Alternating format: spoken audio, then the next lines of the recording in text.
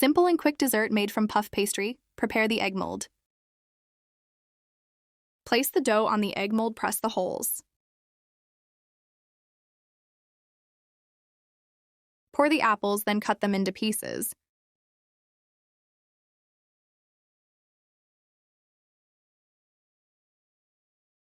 Boil the apples for 20 minutes. Grind the apples in a blender.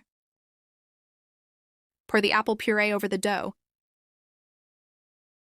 Top with whole strawberries. Place milk or chocolate on the second half of the dough. Overlap both halves of the dough.